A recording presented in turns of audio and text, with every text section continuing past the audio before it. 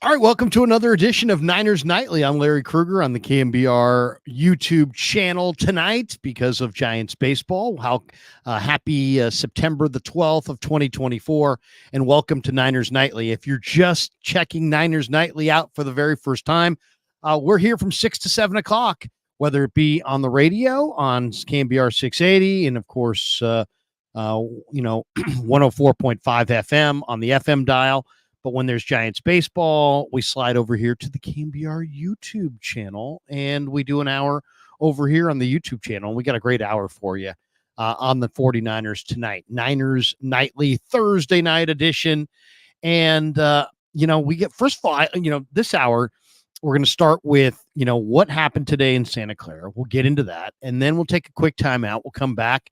And I've got what I think are the 5 keys to victory for the 49ers on Sunday. And then the great Sam Ekstrom is going to stop by. You say, who's Sam Ekstrom? Sam Ekstrom is the host and producer of Locked On Minnesota. He covers the Vikings out there in Minneapolis, and he's going to jump on right around 6:30, and we'll get his thoughts on the matchup. And then we'll finish up with some final thoughts on the night and the 5 stats that you absolutely need to know if you're a 49er fan.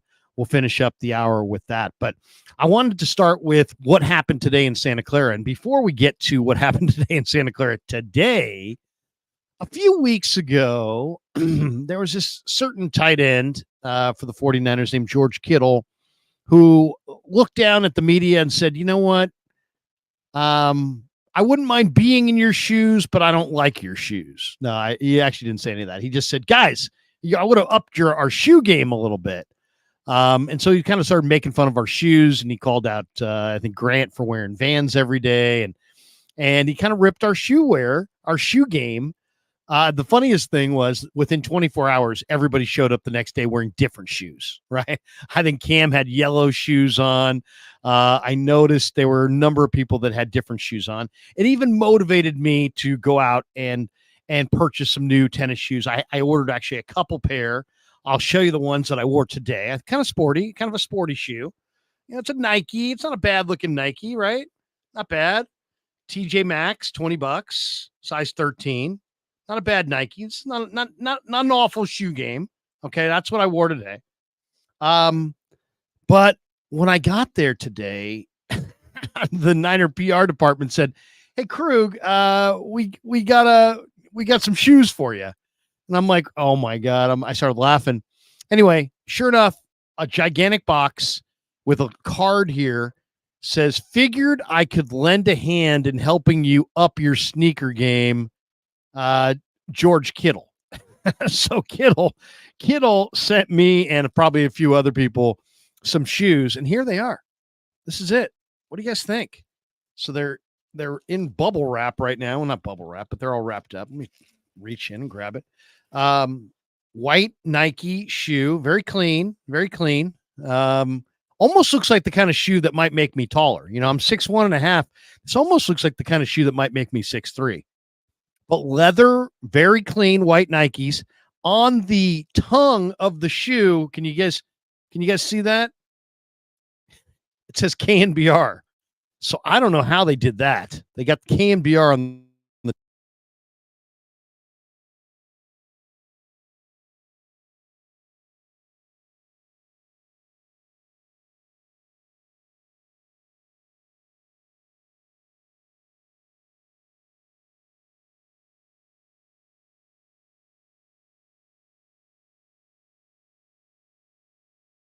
There we go. I see what happened. I hit the mute button from the excitement of the shoes. So anyway, thank you. Drew Down says that's a dope gesture by Kittle. Drew also dropped this one. Poor Larry got bullied into buying new shoes. I did. I absolutely did. And because I have a family of 4 and 3 kids in college, I went to TJ Maxx or Marshalls and found, whatever that I could find in size 13. Anyway, but George Kittle now has deepened my my shoe game, and maybe I will bust these out nearby. I mean, they're awfully white. I mean, those are whiter than Lombardi shoes, and Lombardi wears some white ass shoes. So those are And I like white. I like a white shoe, but that's all white. I mean, that's just, there's no trim, there's no color, there's no swoosh with anything on it. It's just all white. But what the hell? It's a free shoe, and we got a pair. Thank you, George. We appreciate you. And George is a character. George is absolutely a character. The one thing I'll say about George is that you don't work football. I said this to Lenore the other day. I'm like, you don't work football, you play football. And he's like, yeah, I agree with that. And George is the kind of guy that you don't have to say that to George, because George plays life. You know what I mean? It's like, he doesn't just play football, he plays life. I mean, he's having a good old time, which is why I love George. I think the Niners offense has a level of swagger when he's out there that they just don't have without him. All right, so I want to get into in this first segment what we saw today in Santa Clara. Okay, I saw a few things. One, on a good note, Jawan Jennings, who had an ankle injury, got his ankle kind of wrenched in the Jets game. He looked good. He ran well today. He made cuts in and out of breaks. I was watching him closely. If you watched him, you'd swear he never rolled that ankle. And it was a pretty big wrenched ankle. So he looks good and looks like he's ready to go. Brandon Ayuk, who I didn't think looked good at all in the game. I thought Ayuk looked rusty. He looks a step slow. And isn't that, it's just so par for the course. It's like, you sign a guy to a big money deal. He holds out all summer to get the deal, but because he held out all summer, he's not as good as the player that got himself the deal last year. So now you're paying a guy who's worse this year than last year. Hopefully that's not the case, but thus far he doesn't look like last year. He doesn't look anything like last year. Hopefully he shakes off the rust and gets back out there and improves. He will. He's only 26, but right now he doesn't look all that great. He did look better this week, though, than last week. Last week he was gasping and sweating and really looking like he was out of shape. I mean, not physically out of shape. He's not like got weight on him or anything. He's just looked like winded. Today, not as winded. And he's working his way back. So that was good to see. And then I thought Christian McCaffrey looked good. We saw him. He made some crisp, sharp cuts. He did some, pitter patter with his feet, with his cleats on the turf. He looked, he probably ran about 75-80%. I still don't think he's going to go. My guess is he won't go. Now, he told us his mentality is he prepares to go. If there's a football game, he's like, it's the wrong mentality to play football with, to be like, I'm 75%, I'm 60%. I agree. I kind of agree with that. Either you are good, either you can get out on the field and you can play, or you can't. And you gotta, if you're out there, you're giving 100%. If you're out there, you should be, in theory, be 100%, even if in fact you're not.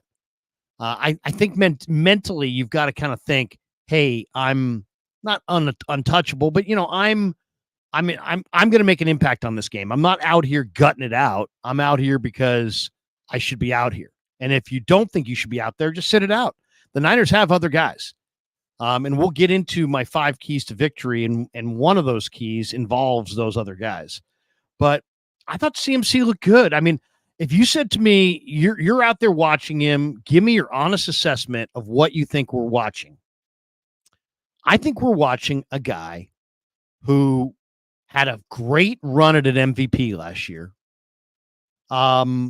put together an amazing statistical year, helped the team dramatically, and earned a big contract. Got to the Super Bowl, but wasn't quite 100%. And now it's like they're hell-bent to get back into that playoff tournament and back into Super Bowl Sunday, but this time they want Christian to be 100%. But now there's this wrinkle of the calf/Achilles tendonitis. And we don't know how many games he's got in him. And my whole thing would be this. Obviously, you're not going to play him if he's not healthy. But I'll go even beyond that. I don't want to just play him when he's healthy. I want to play him when he's healthy and they're desperate for him. And not until that point. So my point is this. If Christian's if Christian's out there and he's getting healthy, he's not going to be 100%, right? He's got tendonitis in the Achilles. So it's not going to go away. And it's probably going to have to be something that he deals with all year. So, if you're winning football games and you're running the ball as well as the Niners ran the ball in week 1, stay with it. And if Mason can't handle those carries, give some to Garendo. And if Garendo can't handle those carries, give some to Debo. And if Debo can't handle those carries, give some to Patrick Taylor Jr. I talked to him today in the locker room. He'd love to get some carries. You know what I mean? Don't rush McCaffrey out there. Don't put him out there when he says he's ready. Put him out there when the doctors say he's ready, and you need him. You're losing games. Until then, you don't know how many games you got. So do you want him week 1 through week 5? If you had him for 6 weeks, you want him week 1 through 6? You want him week 7 through 13? Or you want him weeks 14 through the Super Bowl? Do you see my point? If you could only have McCaffrey for 5 or 6 weeks, I want him week 14, week 15, week 16. Let him sit out week 17 because it doesn't matter at that point, and have that bye rest and then a couple playoff games, and it's Super Bowl Sunday. That's what I want. That's what I want out of McCaffrey this year. Do I want him to win the MVP? No. Do I want him to lead the league in carries? No. I want to see Mason, Garendo, Taylor, Debo. I want to see Keyshawn Vaughn. I want to see guys that aren't even on the team right now. And I want to see McCaffrey around Thanksgiving. Show up around Thanksgiving. That's when I want to see him. I don't really want to see him before Thanksgiving because I think he's got 5 or 6 games in him, and that's just a guess. He could have 1, and then that's all for naught. But what's realistic? Realistically, he probably can't go the full year. Realistically, he might not be able to go half the year. I think he's got 5 or 6 games, right? Young guy, 5 or 6 games. You get to November and you're rolling. All right, that's when I'll dust off McCaffrey. If I'm struggling and I'm losing games and I gotta play him to make the playoffs because the other guys aren't good enough, then that's a tough decision. But I'm not putting him out there next week. I'm not putting him out there against the Vikings. Why? You just had JP Mason go for 5.3 a carry. What, you think McCaffrey can't? You think McCaffrey's going to be better than 5.5 yards a carry? Just keep running Mason, and then run Taylor, and then run Garendo, and then run Debo, and run everybody else but McCaffrey. And this will be the opposite of 2023 when you ran only McCaffrey and nobody else. In 2024, how about you run everybody else except him? And then when you really, really, really got to have it in November, in December, in the playoffs, in the Super Bowl, you've got Christian McCaffrey on game 5, game 6, game 7, not game 16, game 17 of the year.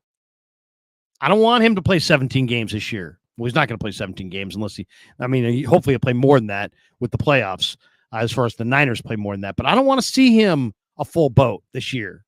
I mean, the Niners are not Dallas. The Niners have got a lot of other weapons. All right, we're going to take a timeout. We're going to come back. Up next, we're going to look at the 5 keys to victory for the 49ers in this game.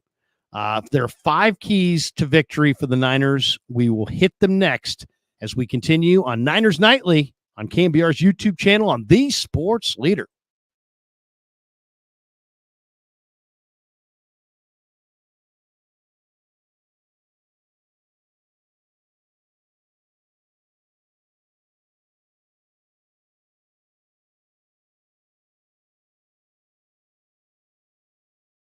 All right, welcome back to Niners Nightly. Quick commercial break. We don't got time for commercials on YouTube. We're moving and grooving into our second segment here. All right, I want to get into what I think are the 5 keys to winning on Sunday in Minneapolis against the Vikings, a place the Niners have gone for the last 7.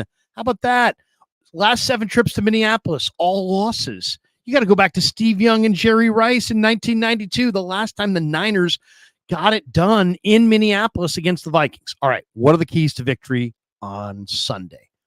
The first one is don't play Christian McCaffrey. Run Jordan Mason back. Run him back. And if you want to use Guerendo, use Guerendo. And if you want to feature a little bit of Patrick Taylor, use Patrick Taylor. I want to see the three-headed power speed combo of Mason, Guerendo, and Taylor, which sounds like a law firm. And here at Mason, Taylor, and Guerendo, we are the motorcycle lawyers. We will defend your rights here at Mason, Taylor, and Guerendo. I want to see Mason, Taylor, and Guerendo, a three-headed monster back going against this Minnesota run D. The Niners offensive line has tremendous momentum after week one. They pushed the Jets around, which is hard to believe because the Jets have Quinnen Williams and Javon Kinlaw on the front of that line. But that's exactly what happened. 94 yards is what Mason got before anybody touched him on Monday night. When I asked Chris Forster about it, you could tell he was happy, but you could tell he didn't want to get his guys too pumped up because coaches like negativity more than they like any kind of positive. They don't want to talk about positives. That makes their guys soft. So he's like, yeah, it was all right. It was all right. It was better than all right, Chris. You guys pushed them around, pushed the Jets around. 94 yards before contact, second most in the NFL in week one was J.P. Mason. Only, I believe, Mixon with the Texans, who had 107 yards before contact, had more yards before contact. That's an offensive line stat. And the Niners were like second best in pass block win rate as well in week one. So the Niners offensive line really had a great first week, and which was terrific to see because it's a much maligned unit. But run Jordan Mason, run Ike Guerendo, run Patrick Taylor, 60-40 run pass, keep that offensive line momentum going. And the guy that's got to be blocked is Ivan Pace, the 5'11", 230-pound second-year linebacker at the University of Cincinnati, had over 100 tackles as a rookie. This kid is short, but he's good. And if the Niners don't get him blocked, they won't be able to run. So key number one, run the trio and get Ivan Pace blocked. That's key number one. All right, key number two. Key number two is Brian Flores loves to blitz.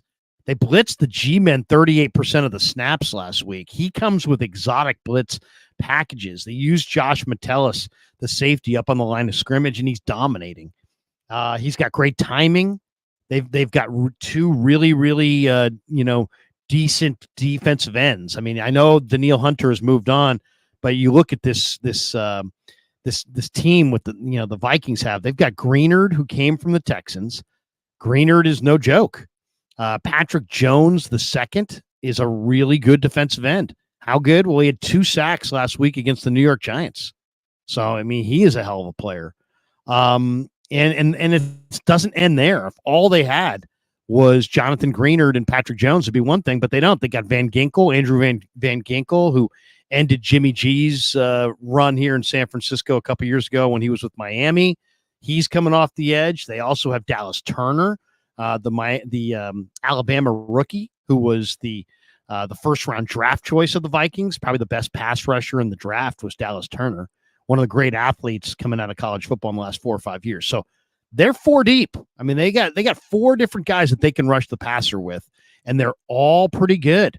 So, this is, to me, somehow the 49er offensive line, coming off a really strong performance, has got to communicate really well in this game, because Flores will bring not just blitz packages, but exotic blitzes, guys from everywhere. He'll force you to communicate. The Niners have a rookie at right guard. Jake Brendel had a rough first week at center. And Aaron Banks is not quite 100% at left guard, and Trent didn't have a summer. So, asking this 49er offensive line to communicate well under pressure in the dome with the noise, and they may have to go silent count, that's going to be a major, major key. So dealing with the noise, dealing with Brian Flores' exotic blitzes, dealing with the talent at defensive end, McKivitz will be challenged. Trent will be challenged. That's key number 2. That's key to victory number 2. Key to victory number 3. Mooney Ward on Justin Jefferson all over the field. If he's on the right side, Mooney's on him. If he's on the left side, Mooney's on him. I want to see Mooney follow Jefferson around. Not that the Niners aren't good enough at the other spots, but Mooney is healthy. He's huge. He's absolutely in a contract year, and he looks fantastic. Stick him on Justin Jefferson all day and let him follow Jefferson around. That's key number 3. Key number 4 is pressure Sam Darnold in his face. Collins and Hargrave both were awesome last week. They got to pressure Sam Darnold in the A gap, move him off his spot. If he gets to the top of his drop and he's just sitting there scanning the field, the Niners could be screwed. He's got great arm talent. Jefferson's a hell of a receiver. And Darnold's got other guys here, and they've got some speed. So you got to pressure Darnold. He's got to feel your pressure. If he feels your A-gap pressure, it will cause him to move his feet. When he has mobility, but he doesn't throw well on the move. He doesn't throw accurately on the move. He doesn't make good decisions when he's harassed and harangued. You have to pressure him in his face and make him, retreat off of the top of his drop. To me, if you do that, he's going to throw you 2 picks. If you don't do that, he could throw for 310 yards and beat you. So to me, key number 4 is probably the key to the whole damn game. Pressure Sam Darnold in the A gap. Collins, Hargrave, those guys have got to win.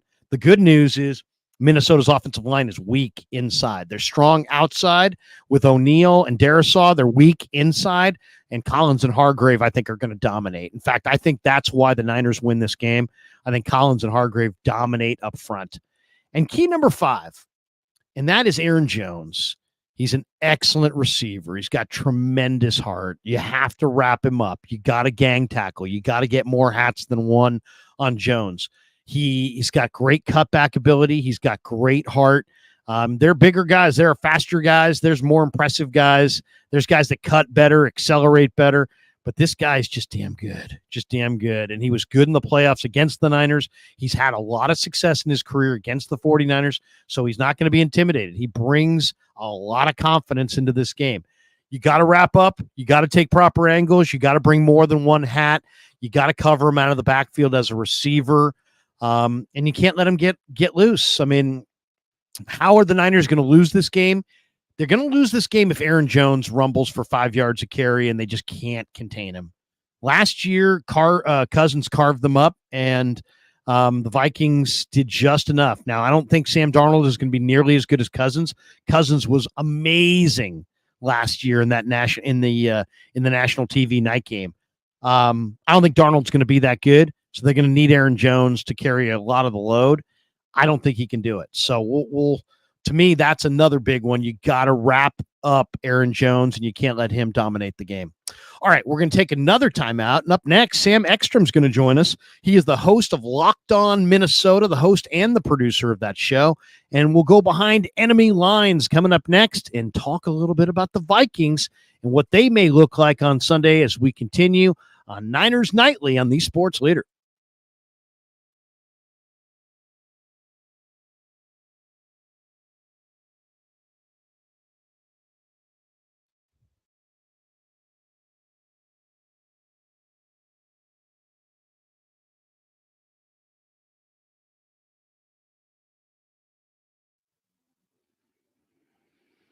All right, welcome to another edition of Niners Nightly. And of course, we continue on this hour with Sam Ekstrom, who covers the Minnesota Vikings. He's a host and a producer for Locked On Minnesota, and he's with us to help us preview the Week 2 clash. 49ers on the road in Minneapolis, a place they have not won in a long, long time. And Sam is with us to preview it. Sam, how are you? Thanks for a few minutes. Hey, doing pretty well, Larry. Thanks for having me on. It's been a good week for Vikings fans. I don't think they expected to feel this good after Week 1, but here they are trying to pull an episode on Sunday. Well, it's funny. We obviously noticed that Sam Darnold had a great first performance. He started 12 for 12. He really, really looked good. Darnold didn't play much here last year, got in very late in the year, but played well and was a locker room favorite. Shanahan, really enjoyed having him here. And I think if you asked him, I think he would honestly say that he improved significantly watching Brock Purdy's preparation, watching Kyle Shanahan's game planning and scheming. I think he came here at one level and left at another level, and it's been good for his career. Give me your report. What did you think of Sam in Week 1? Yeah, I've had to eat crow this week a little bit, Larry, because I've been on the train all along, saying that you can't expect too much from a quarterback that was given the keys for 4 years and delivered the way he delivered. I think he was bottom 4 in points scored in 3 of those 4 seasons. His third down percentages, his sacks taken, everything was negative for Sam Darnold for 4 years as a starter. And I just had a hard time believing that he could be much different. But we're in the era of resurrection with these quarterbacks. We've seen Jared Goff get a new lease on life, Baker Mayfield and Geno Smith, and Sam Darnold's trying to do the same thing.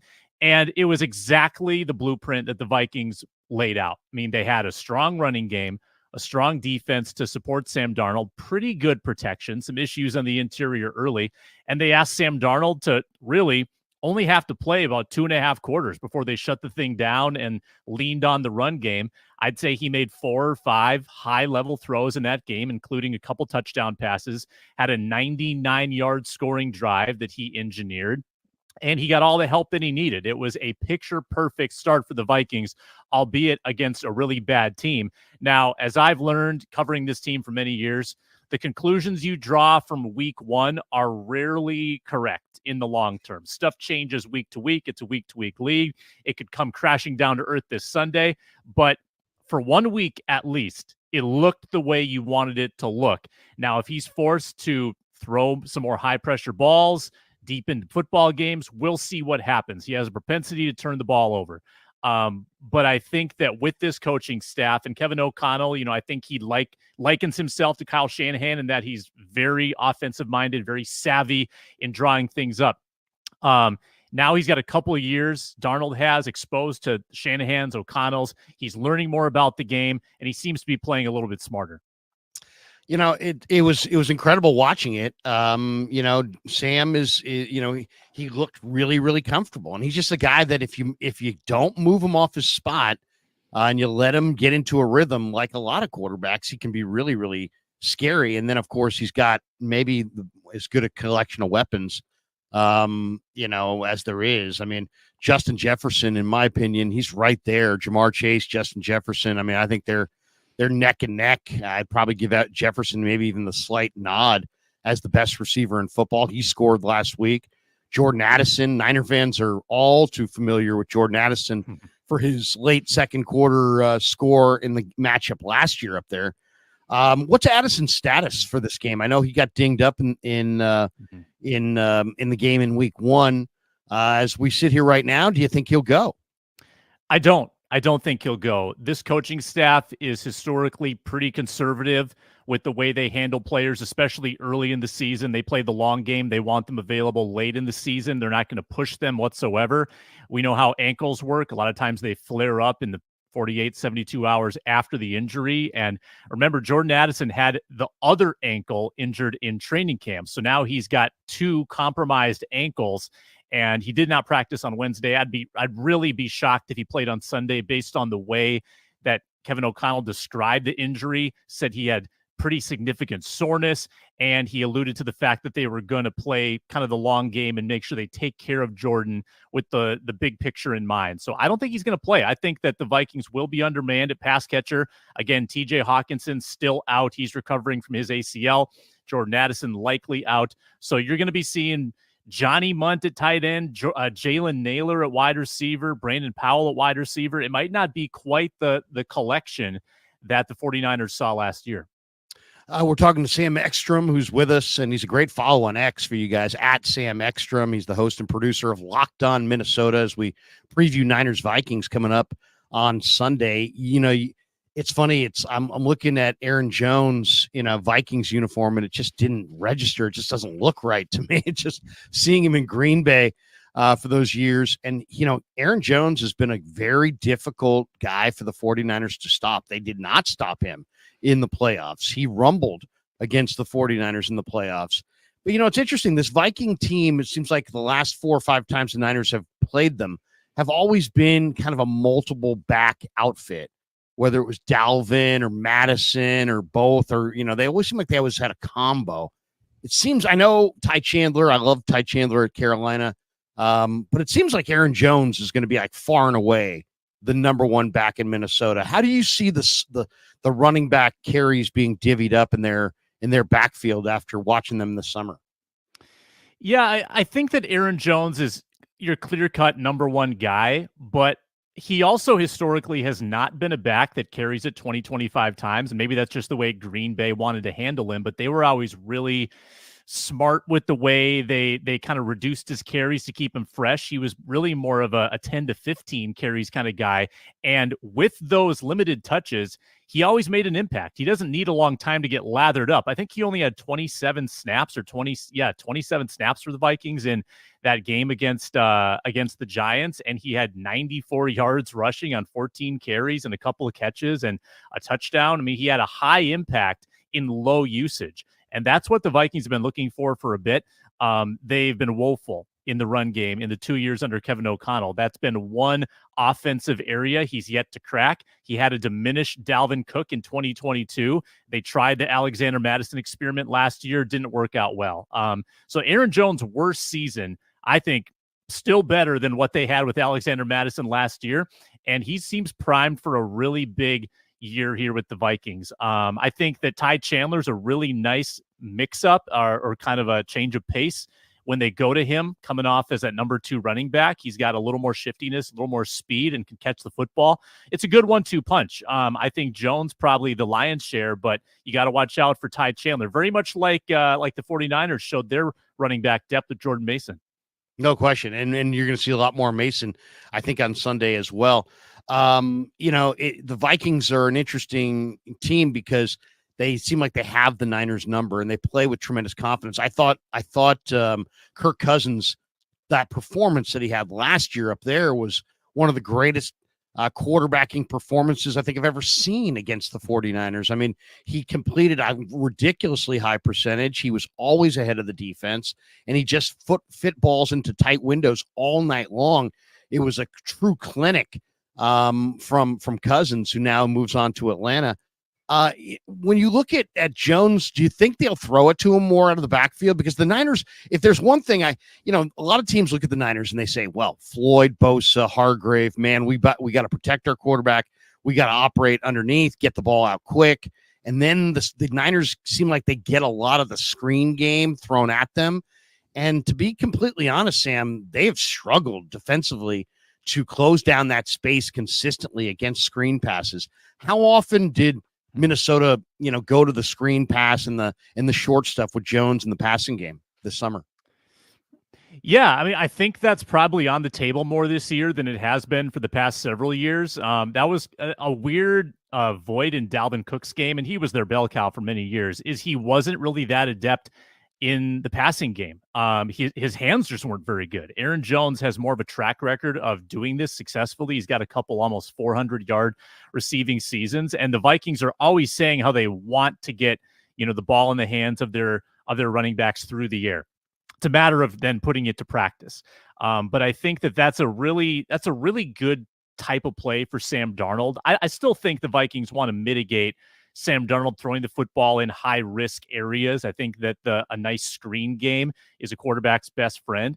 And against a tough defense like the 49ers, a tough secondary like the 49ers, I think the screen game could be really impactful. So if it's not Jones, I think it could be Chandler. I think he's even maybe a step above Aaron Jones in just catching the ball and being really fluid in that area of the game. So I would look for it a couple times. You can't go to the well too many times in the screen game, but a well-placed screen certainly could pay dividends on Sunday. Yeah, no, I mean, and if you throw enough of them, one could break. Darnold, by the way, 19 of 24 for 208 and 2 touchdowns and 1 pick. 113.2 passer rating last week against the G-Men. He now goes up against a team that he knows that he was on a year ago. And the quote from Darnold this week, he says, being able to prepare and be ready like I was the starter, he said, being able to prepare and be ready like I was the starter, but just sit back and watch everything that was going on in the organization, how things were run there in San Francisco really helped. I really did learn a lot from Brock Purdy and the way he prepared, his quiet confidence that he had every single day. He's not the rah-rah guy, not going to lead the team in breakdowns at the end of the year, but he's just as steady as they come. Darnold is interesting, and he operates behind a pretty good Viking line. Let's talk about the line for a second. Christian Darrisaw, first-round pick. O'Neal, who's a house at right tackle, was a second-round pick going way back to 2018. Bradbury was a first-round pick in 2019. Ingram, the right guard, was a second-round pick. So this is a line that's pretty filled with day one and day two draft picks for the most part. What do you think of the Viking line? Is Darisaw the star on this line? Darisaw is the star on the line. He gets likened to Trent Williams a lot in these parts, and I think there's some validity there. He is a beast, and the Vikings are lucky to have him. That was the great final move of the Rick Spielman era at GM, was to draft Christian Darisaw in the first round, and he recently got an extension, and he'll be here for a long time. Brian O'Neill, fantastic at right tackle. It's the same story as they've had the past few years. The tackles are sound. The interior is suspect. Garrett Bradbury has been a liability in pass protection for a number of years. He does a lot of other stuff well, but the pass pro, he's just a little undersized. He doesn't have quite the strength, and he's facing increasingly more and more nose tackles that just bulldoze you. I mean, Dexter Lawrence did a number on the Vikings interior line in that game against the Giants. Ed Ingram has been shoddy his entire career. This is year 3 now, and they keep believing that continuity and reps will help him. And he had a better year 2 than a year 1, and they're hoping that he takes another step forward in year 3. Blake Brandel was a swing man for a couple of years, and they've elevated him to a starter now in a full-time capacity for the first time at left guard. So I've laid it out there for you. You've got question marks at all the interior spots. Tackles, great. If you're going to attack the Vikings, you got to do it through the middle. You got to go right over the center, try to beat those guards with some stunts, because you're not going to have as much luck on the outside. And that's where Bosa likes to feast. So I wouldn't be surprised if they try to get him running up the middle somehow and try to beat some of those, the Brandels, the Ingrams in a bit of a mismatch. Both the Niners and the Vikings were impressive defensively in week 1 for sure. The Niners held the Jets to 266 total yards, really held down Aaron Rodgers. He threw for only 167 yards, 1 touchdown. He had the 1 pick off the deflection. Leonard Floyd got a sack for the Niners. But the Vikings also looked really good. Brian Flores is a hell of a defensive coordinator. They brought in Van Ginkel from Miami. He had a pick for a touchdown. Harrison Smith baited Daniel Jones into another pick.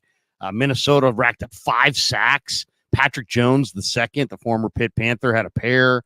Van Ginkel got one, the rookie. Dallas Turner got one. They only gave up 6 points to the Giants and held Daniel Jones to 186 yards, 52% completion, and forced those 2 picks. So in your mind, what did Minnesota's defense look like? Was that Minnesota's defense last week, or was that an inept Giants offense that we saw, or both? Yeah, certainly a little bit of both. Brian Flores last year had a propensity to do this. He made bad quarterbacks look really bad, like when they took on Bryce Young last year. That was kind of how Bryce Young looked. But again, that defense was unveiled to us Vikings followers for the first time as well. There's so many new pieces. I think they brought back 3 defensive linemen from last year. That includes the outside linebackers that are all new. They've got new cornerbacks and Stephon Gilmore and Shaq Griffin. They've got a new linebacker and Blake Cashman. That more than half the defense has been remade. So that was a first for us too, seeing it. What you do know about Brian Flores is he's going to be highly aggressive at the line of scrimmage. He's going to bring blitz at an extremely high rate. It was only 38% against Daniel Jones. But again, Daniel Jones doesn't have the weapons. He can't beat you deep. It made sense to sit back a bit in coverage, clog the middle of the field, and rally to the football. And that worked pretty well. Probably a different game plan against the 49ers with their weapons, their speed, their skill. They've got a better quarterback. We'll see what tact Brian Flores takes. But I saw a physicality from that group that I haven't seen in years past that I think will do well against the run game. They've got a linebacker, Ivan Pace, who was undrafted last year. No one, I think, nationally really knows his name, but he was a day 1 starter for the Vikings as an undrafted free agent rookie linebacker, and he's wearing the green dot. I mean, he is really the anchor of that defense now. He flies around the field. He's really fun to watch, and they've got a Swiss Army knife in Josh Metellus, who they elevated last year to a starter in Brian Flores' first year, and he's flying all over the field. So Flores came in here. He said, give me versatile, fast players that will rally to the football and have a good head on their shoulders. And that seems to be the type of player he values. And it's created a really fun defense to watch. They haven't played a lot of games together. They're gelling still, kind of in real time, but they are absolutely fun to watch. It's so interesting too, because from a personnel standpoint, Ivan Pace was passed over in the draft because he's 5'10", but the NFL game is such a space game, such a game of athletes, that it's like it used to be, the 4'9" running, linebacker with the big neck roll, that guy could play in the NFL. Now, if you're a 4'7" guy, and you don't move great, they'll isolate you in space and pass coverage, and you'll be pretty much forced off the field. And it's put an emphasis on athleticism. And because of it, they don't really care as much if you're 5'10" or 5'11" or 6'1". It used to be, hey, man, you better be 6'2" to 6'4" and, 240 to 260. Now it's like, hey, two guys in the 220s can play. Guys who are under 6 feet can play. Pace was awesome at Cincinnati. He had 102 tackles last year with the Vikings, including 2.5 sacks. Yeah, he is the real deal. I mean, there's no question. He flies around. You mentioned Metellus. Let's talk about him. I'm watching Chris Long on Inside the NFL a couple weeks ago, and they're going with their football guys. And he goes, man, I'm going Josh Metellus. And then he's like, hey, by the way, most of the people watching this have never heard of Josh Metellus. And he laughed about it. But Metellus has been used as in a unique fashion. He is a safety in size. He's 5'11", 207 pounds, played collegiately at Michigan. But he's just utilized close to the line of scrimmage. He can be a delayed blitzer. He's a guy that gets home. When he goes after the quarterback, he's got a great instinct for it, a great feel for it. Talk about how Flores utilizes Metellus, because he's a unique player, isn't he? I mean, there's only a few players like this around the league. Yeah, positionless. He's a modern positionless player. Safety, box linebacker, slot corner. They're kind of the way they've used Harrison Smith, except even more dramatic in how he plays all over the field.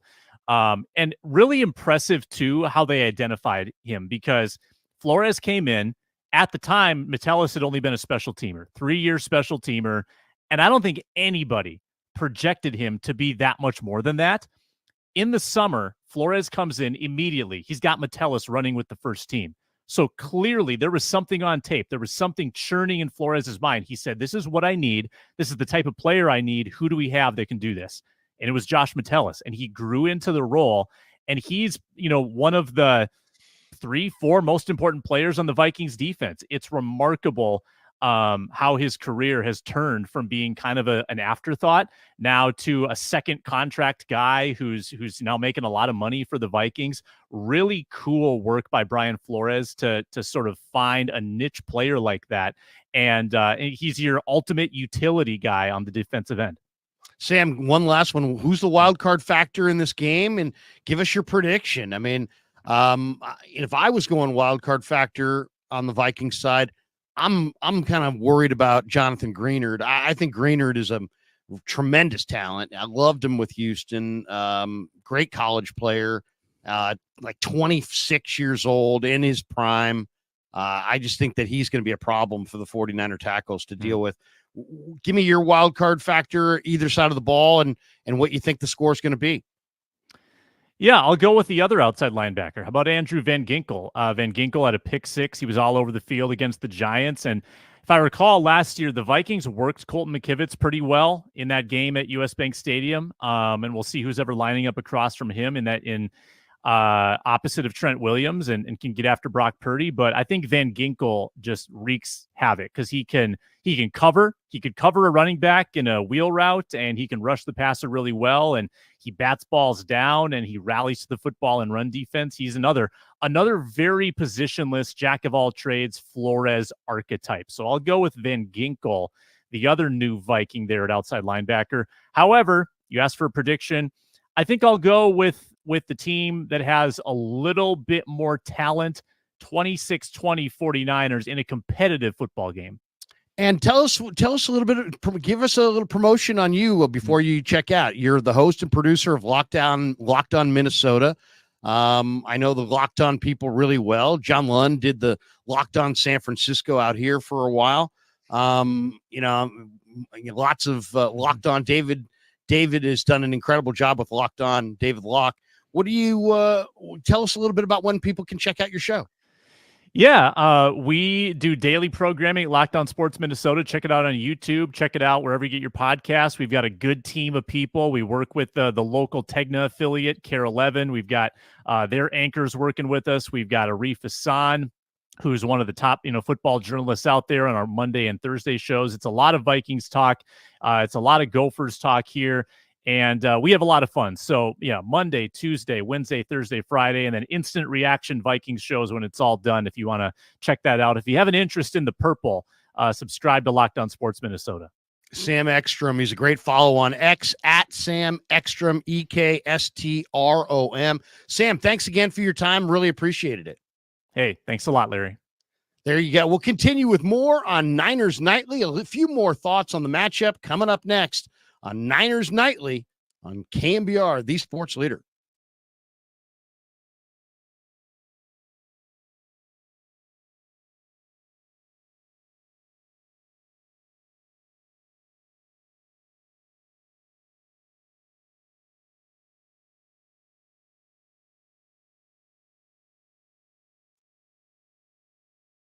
All right, welcome back to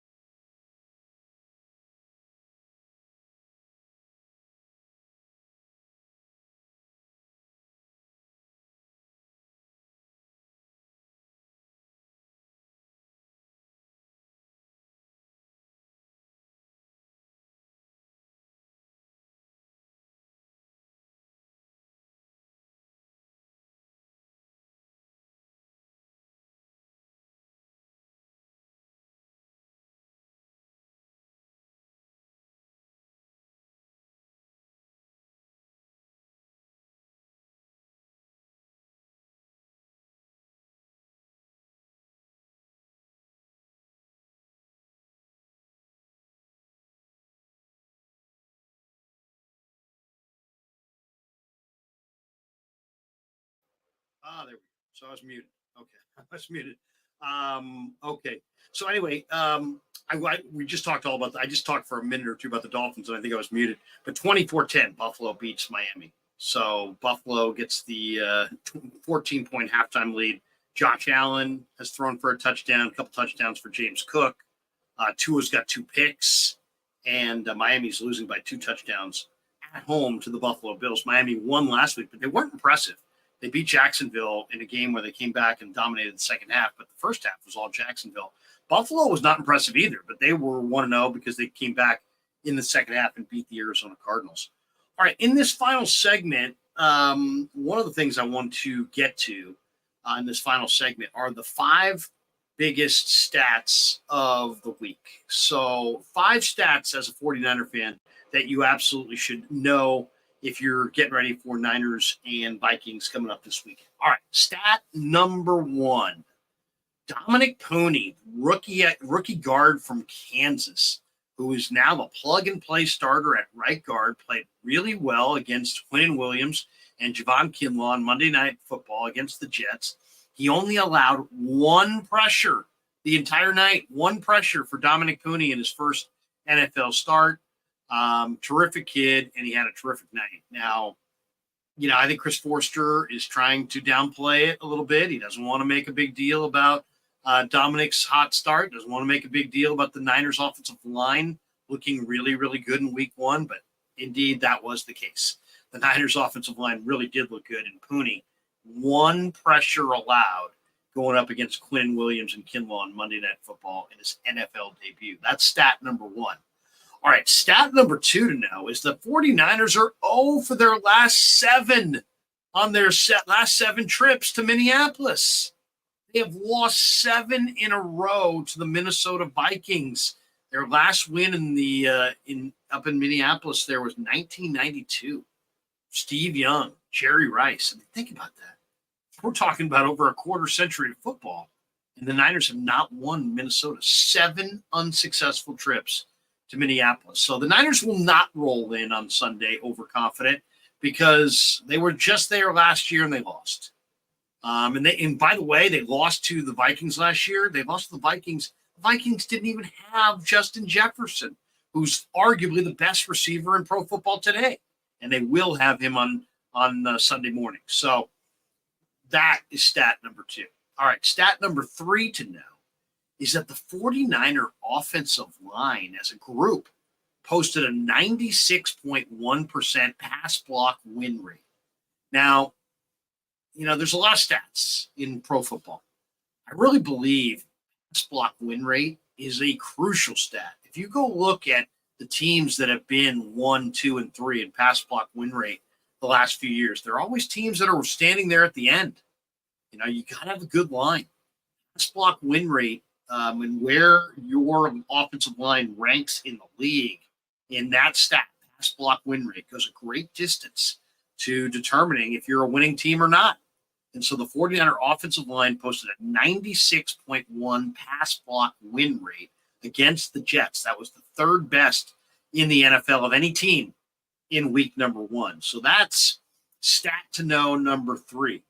Stat to know number 4 is J.P. Mason, Jordan Mason, who I did an interview today with Patrick Taylor, the backup running back. And I said, you're a running back and you've got knowledge of the position that we don't have. And you have, you see the nuances and there's all kinds of little parts of playing running back that the casual fan or even the hardcore fan or even the hardcore media, we don't notice, but running backs would notice. I go, give me something, Patrick, on J.P. Mason that you notice that maybe we don't. And he said, you know what? I've been around the league and I've seen a lot of different backs. He said J.P. Mason's contact balance is awesome. He's like, you can hit this guy and he stays on his feet. He's really hard to knock off his pins. You think he's going to run for 5 yards, you knock into him, and he kind of finds his footing and twists his body and runs for another 3 or 4 more yards. And we saw that countless times on Monday night. So J.P. Mason had 94 of his 148 yards before contact. Now, this is another offensive line stat. Only Joe Mixon of the Houston Texans had more in week 1. Mixon had 107 yards before contact. Mason had 94 yards before he was touched. So you want to sit there and say, the Niner offensive line sucks. Brendel sucks. McKivitz sucks. They suck. Their offensive line's garbage. Blah, blah, blah, blah, blah, blah, blah, blah, blah. Really? 96.1 pass block win rate, 3rd best in the NFL in week 1. 94 of the 148 for Mason came before contact. That's the Niner offensive line doing work. So that's stat number 4. And then stat number 5 is an interesting stat. I'm going to go with not a pure stat, but just the impact of J.P. Mason having that kind of a day. So, it's funny. Pro Football Focus listed Mason as the 6th best number. He got the 6th best grade of the week for the Niners on offense. Purdy got the best grade, then Trent Williams, then Dominic Pooney, then Juwan Jennings, then Colton McKivitz, by the way. McKivitz had the 5th best grade. The 6th best grade went to Jordan Mason. I mean, how does he not get the number 1 grade of the week? 28 carries for 147 yards. This guy broke tackles all night. This guy was the 49er offense. This guy rumbled up and down the field, and by the end of the game, the Jets were like, no mas. This didn't want any contact in the 4th quarter. But to me, the impact of Jordan Mason was truly felt on the 49ers defensive line. I was looking at the snap counts from the game on Monday. Ayuk played 43 snaps. A lot of people have asked, how many snaps did Ayuk play? He played 43. 43 snaps for Ayuk, 53 for Debo, 66 snaps for Kittle. Trent Williams played 70 snaps. How about that? There were only 72 total snaps in the game. He came out for 2 plays. 70 snaps for Big Trent with no preseason. And he played well. Burford had 16 snaps, so that was a little bit of a surprise. He played a little bit of guard. Ronnie Bell surprisingly got 13 snaps, and Isaac Guerrero got 3 snaps. I do expect Guerrero to get more than that this week in Minneapolis. But the key stat number 5 is the Niners defensive line stats. Bosa, 48 snaps. Leonard Floyd, 34 snaps. Malik Collins, 37 snaps. Javon Hargrave, 32 snaps. Okay, so what does that tell you? That tells you that the Niners' first team D-line, Bosa, Floyd, Collins, Hargrave, on average, played on average 30 snaps a game in the Jets game. If you're Nick Sorensen, you're loving that. You're thrilled by that. I mean, complimentary football, you'll take that every day. I mean, in the Bengal game last year, I believe Bosa played like 68 snaps, 20 more than he played in this game. Bosa told me this week when I asked him about Floyd, he's like, yeah, Floyd was incredible, but this Viking team is a whole lot better than the Jets, and they're going to run, and they're going to challenge us, and it's going to be a much bigger challenge than it was last week. But these Niners front 4, because J.P. Mason had that kind of a rumbling day where he dominated and ran the ball a ton, and the Niners dominated time of possession. Who was the winner? What was the direct result of Mason's huge rushing effort? The Niners D-line only played 30 snaps on average. Their starting D-line. And I asked Nick Sorensen today in Santa Clara, I said, Nick, was that just a lucky result from Mason's huge rushing effort? Was that just like a positive result that your first team D-line only on average played 30 snaps when they might in multiple games this year play twice that? And I said, was this the master plan? Was the master plan to come out, play complimentary football because of maybe the relative thinness on the defensive line? You didn't have Yatir Gross-Matos. Obviously, Drake Jackson's done for the year. Robert Beal's a really young guy. A lot of these D linemen didn't play a full contingent of snaps in the preseason, so maybe they'd be a little gassed. Was the plan to play complimentary football, run Mason, and limit the exposure on your defensive line? He wouldn't really go with it. But I got to think that was the plan. Now, obviously, that's the goal. You go into the game as you want to run the ball as much as you can and dominate the time of possession as much as you can and keep your defense on the sideline as much as you possibly can.